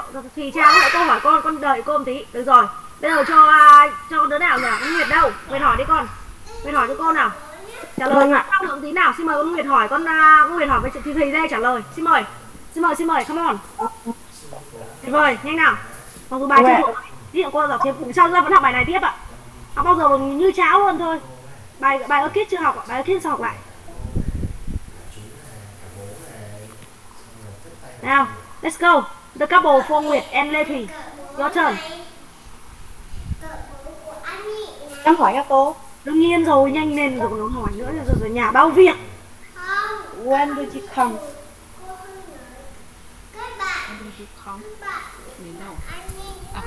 Khi nào ạ? Vâng. November 1st. Why do you go to the cemetery?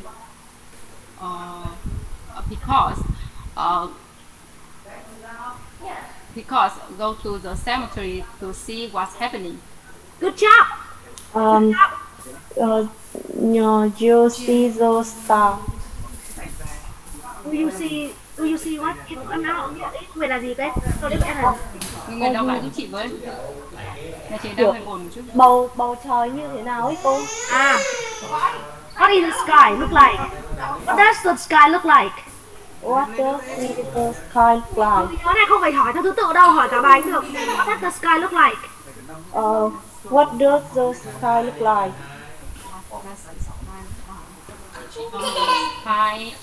There is also color in the sky. What is the atmosphere like? Okay. The atmosphere is like a party. Yeah. Where is the family sitting? Ông đọc lại giúp chị với. Where is the family were sitting? Where is đã có to be rồi không to be sao lại con where is the family sitting around? Where is the family sitting around? Families are sitting around the grave of the dead ancestor. Yeah.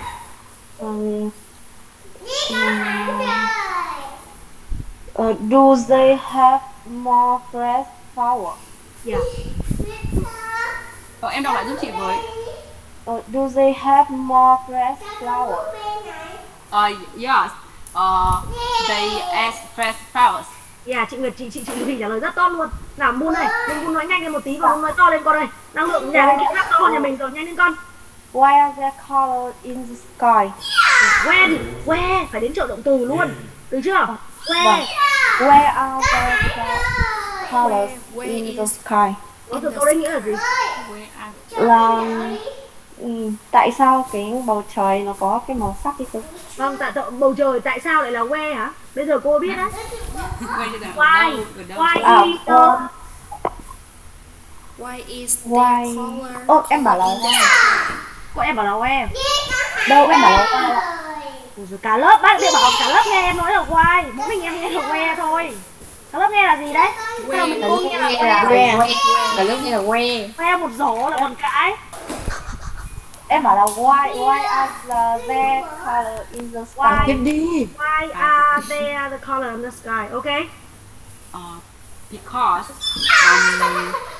Because many kids are flying kites. Thì nghe Because many kids are flying kites.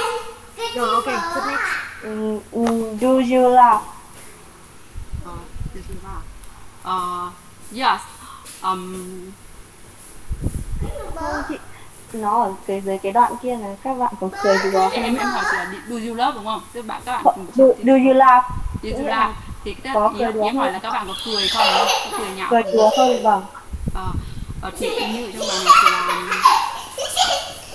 là dưới cái Trong bạn câu đây trả lời câu hỏi thì không có lỗi thôi, nhưng câu trả lời như nào cho nó ngon là do you laugh? No, I don't laugh. People laugh.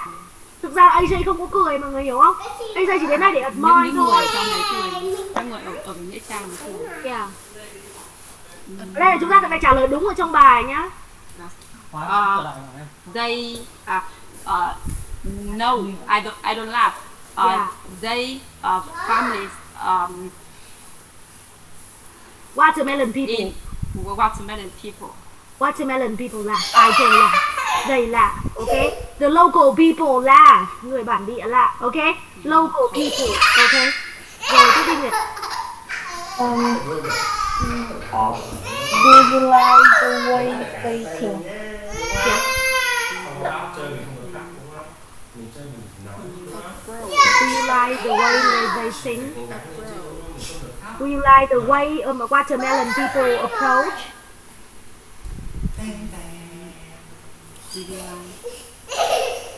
Ai trả lời câu đấy? No. No. Do they like bạn đó thích I like the way I like the way mà lại dùng no. yes I like. I prefer. Đọc cái câu đầu tiên. I prefer watermelon approach. Câu của Việt thì ok rồi đấy. Việt hỏi là chị có thích cái cách mà họ suy nghĩ không? Cách suy nghĩ của người watermelon đó là ở nghĩa địa cũng coi như là ở chỗ sống và chỗ chết, được không ạ? Rồi, câu trả lời đúng là gì ạ? I like the way watermelon think. Tôi thích cái cách mà người watermelon suy nghĩ. Được không? Nghe này, chúng ta nghe lại câu hỏi của bạn Nguyệt nha. Do you like the way they think? They ở đây là ai á? Thực ra đây em phải nói rõ ra. Thế nhưng mà no thì phải là American think thì không thích, đúng không ạ? I don't like the way American do, but I like the way watermelon people do. Okay? Okay, good. Next one. Rồi ok, hết lượt. Bạn tiếp theo. Đứa nào nhỉ? Đứa nào vẫn lại xin phép cô đây? Má không? Có một đứa lại xin phép cô đứa nào nhỉ? Không phải nữa cô. Không hỏi nữa, hỏi thế thôi, hết liệt rồi. Cô Linh cho chị trả lời, có một đứa nào nó hỏi cô mà. Thế thì Trang hỏi. Trang hỏi cho đứa Mô trả lời. Đứa nào Phong Phong à? Không có ai cả. Thôi rồi cho chị cho Duy đi. À thôi, Duy trả lời đi. Ok. Trang hỏi đi, Trang hỏi cô trả lời. Come on. Trang hỏi đi, cô trả lời chứ. Để em hỏi cô nhé. Did I arrive in Guatemala? Yes, you. Did I á? Mày hỏi ai thì cô trả lời kiểu gì con? Did I là không cô trả lời được. Did I á? Bây giờ con hỏi là bây giờ tối hôm qua tao có tự đi đất you chứ, đất ai? Did you arrive in Guatemala? Hỏi lại.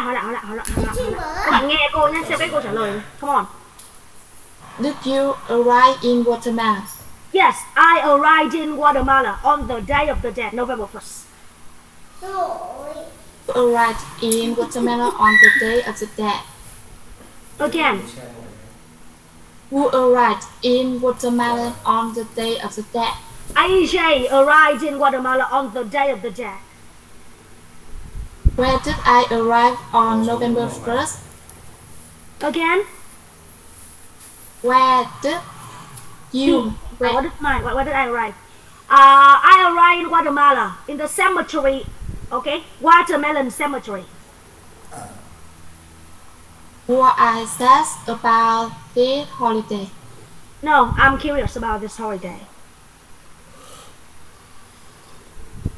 Holiday were I curious about? Can you say again?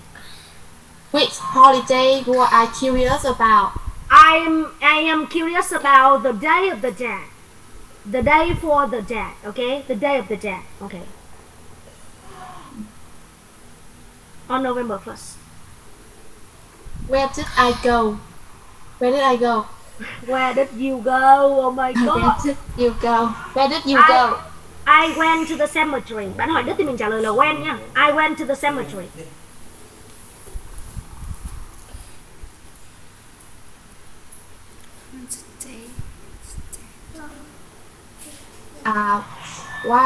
Why did you go to the cemetery? To see what's happening. Because I was curious about what happening. Được rồi. Nhanh một tí nữa là tốt. When is the day of the death? On November 1st. What is the day of the death? It's the holiday of watermelon people. War is sad? No, it's interesting. How did I feel about the cemetery? How did I feel or how did you feel? I am curious about this holiday, so I find it very interesting. Đừng có hỏi ngôi ai con này ngôi Diêu chứ con lại tự hỏi con thế hả? Đổi ngôi cho cô nào.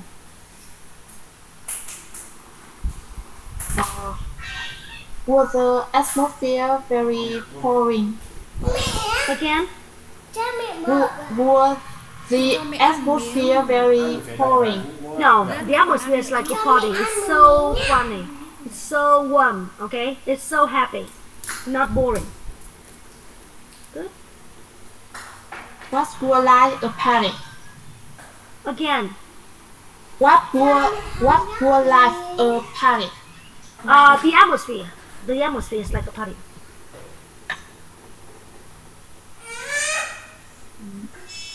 Was the atmosphere like a party at my house? Yeah, it's like a party. It's like a party. The party is so funny. The funny party is a happy party.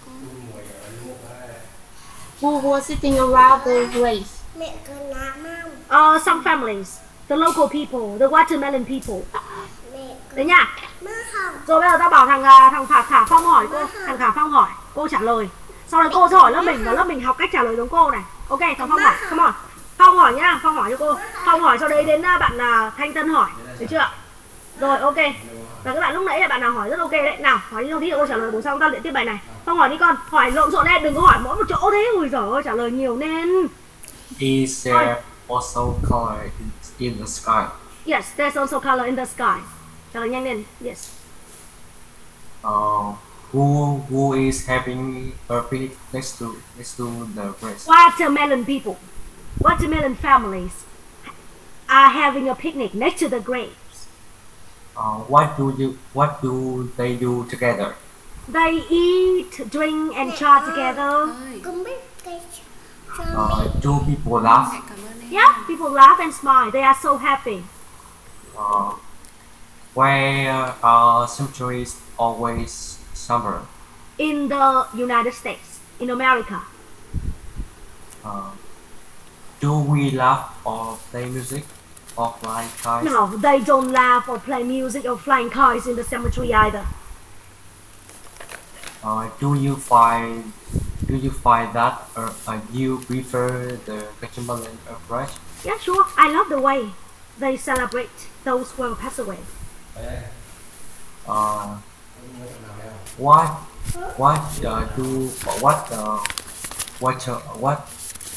Do watermelon call it? The watermelon call it the day of the dead. Bạn Phong học rất là chắc luôn nha. Do we certainly never have festival or party? Yeah, the American people certainly never have a festivals or parties next to the graves. Only the watermelon people did it. Where do we certainly never have festival or parties? Vietnamese, you mean? We. What does it mean? We is a watermelon, or we is an American, or we is a Vietnamese. Watermelon. Yeah, watermelon. Watermelon have a festivals or parties, or fresh flowers, and picnic, drink and chat together. Yeah, they celebrate in the cemetery.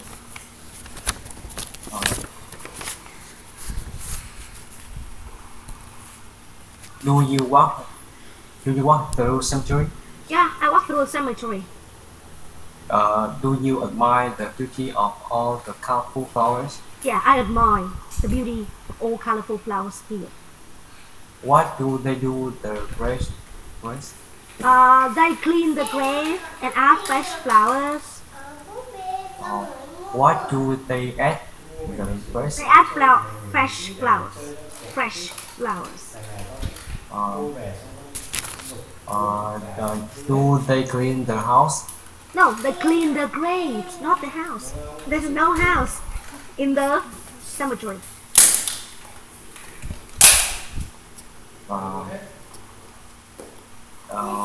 Do they sing? Yeah, do they sing? Maybe they sing, they dance because they are happy. Because in the story, the author doesn't mention these details, but I'm sure that they are so happy. They may dance, okay? Ok, bây giờ tôi hỏi Phong xong trả lời nào nhá. Ok, câu hỏi Phong một ít này. Tôi câu hỏi cái này luôn. Ok, who eats, drink and chat together in the cemetery? Who?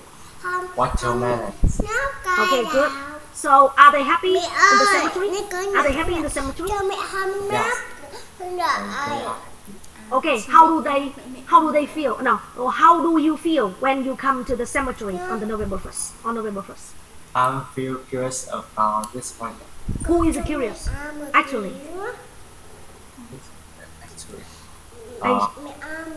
Agent. Okay, the author. Okay, so are American cemeteries happy? No, they are boring. They are boring. They are samba. Okay, what is the samba in the story? What is the samba? Samba. What is samba? Cemetery is.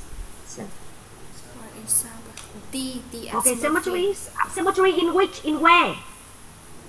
In the United States. Okay, so which approach do you prefer? American approach or watermelon approach? Which one do you prefer? Watermelon approach. Okay, why do you prefer the watermelon approach? Tell me.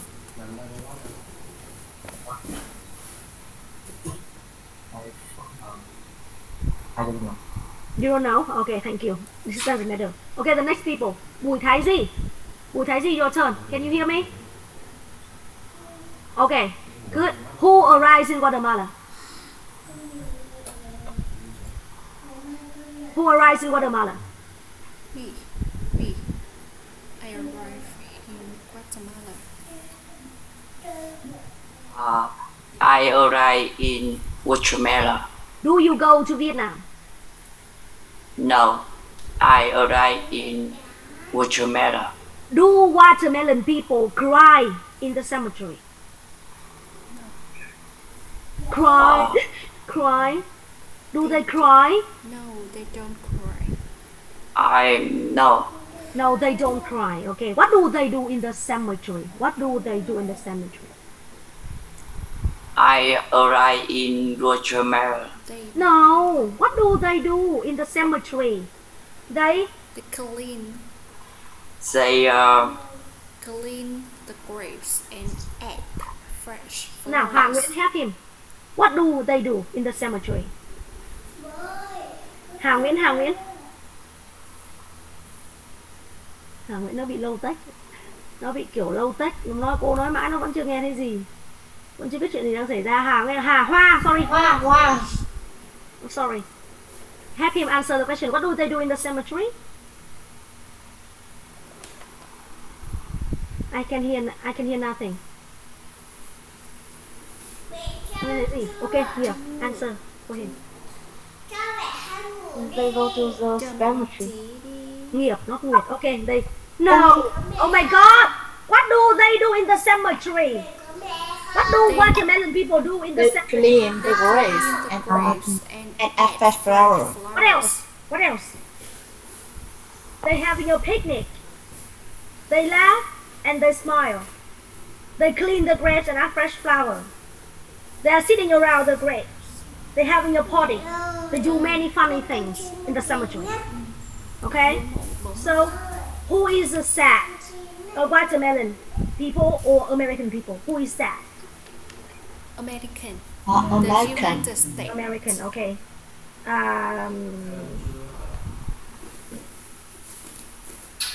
Okay. So why did you go to the cemetery? Why did you go to Guatemala? Why did you go to Guatemala? What did? To see what was happening. Okay.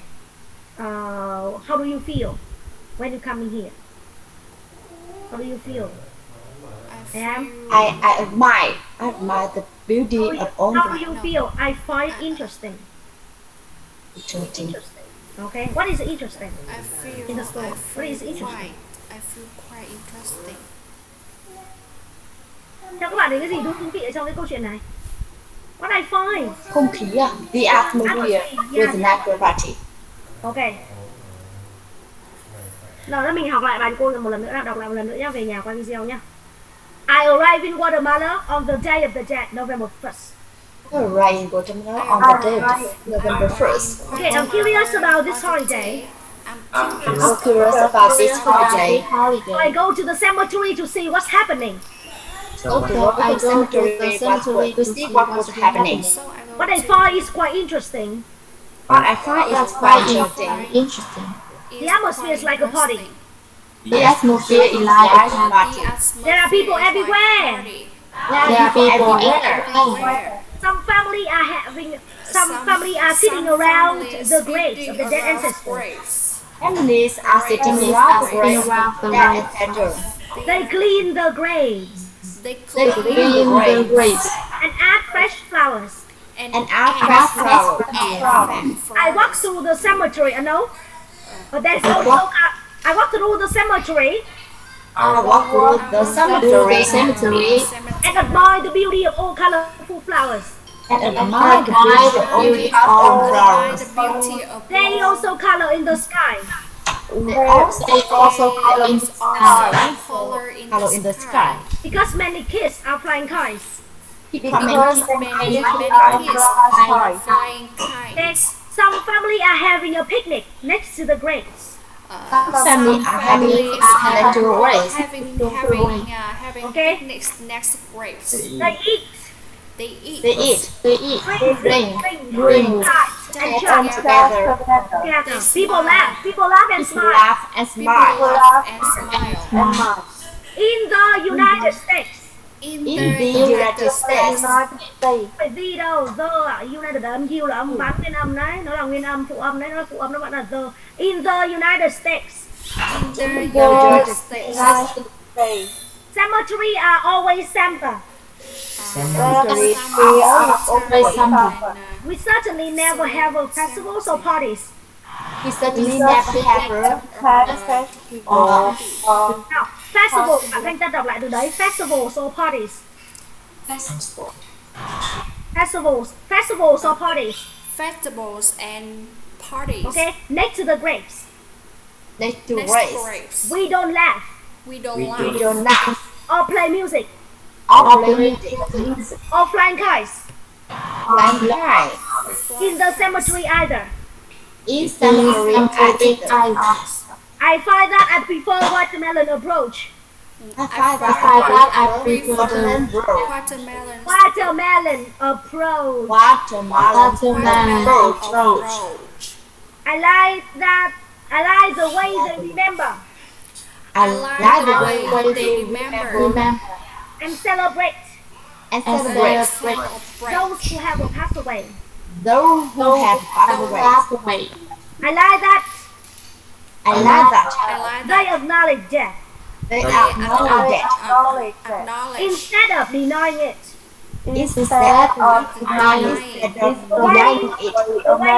The way American do. I like that. There's life. As well as death. In the cemetery either. Okay, watermelons call it. Watermelons call it. The day of the dead. But it's also a day to appreciate life. But also is a day appreciate life. But it's also a day to appreciate life. But it's also a day to appreciate life. Appreciate. Appreciate. Ok. Rồi nha, bây giờ cô sẽ quay một bài tập đã. Cô quay một nửa thôi. Cô sẽ quay một nửa thôi. Các bạn về nhà vừa quay bài tập với cô. Cô sẽ làm một nửa nhá, lớp mình làm y hệt này cho cô. Ok lại nè.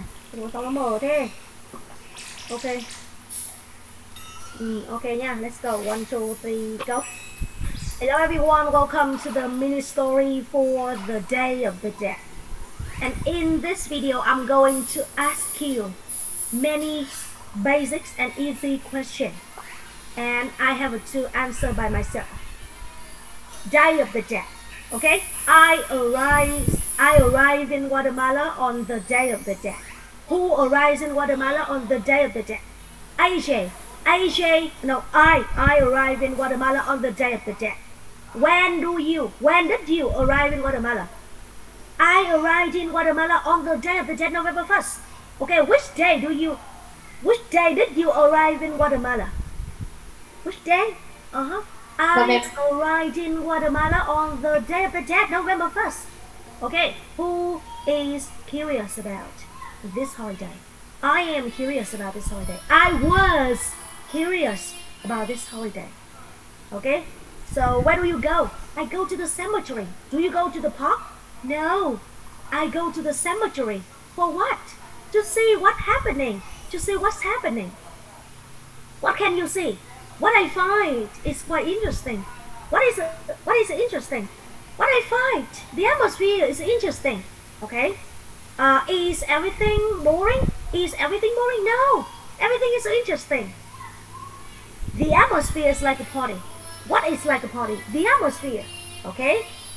There's also there are people everywhere. How many people here? There are many people. Okay. Okay. There are people everywhere. Families are sitting around the graves. Các bạn cứ đọc một câu cho bạn học câu đấy. Families are sitting around the graves of the dead ancestor. Who is sitting around the graves? Watermelon people. Okay. What are they sitting around? They are sitting around the graves of the dead ancestor. Okay. They clean the grave. They clean the graves and add fresh flowers. Who cleaned the graves? Watermelon people. Okay, what do? They clean the graves and add fresh flour. Do they add fresh food? No. They add fresh flowers. Okay? So I walk through the cemetery and admire the beauty of all colorful flowers. What do? I walk through the cemetery. Where do you walk? I walk through the cemetery. For what? To admire the beauty of all colorful flowers. What do you admire? I admire the beauty of all colorful flowers. Do you admire the beauty of women? No, I admire the beauty of all colorful flowers. Okay? Are flowers beautiful? Yes.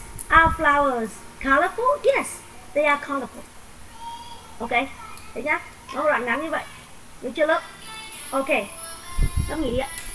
Bye guys. Những hạ bài tập về nhà, bài 1 thuộc cái bài này. Quay video lại với cô. Bài thứ 2 là phản xạ đoạn ngắn ngắn ban đầu nhé. Ok. Rồi. Lớp nghỉ đi. Cảm ơn cô ạ. Bye bye. Chào bạn tí.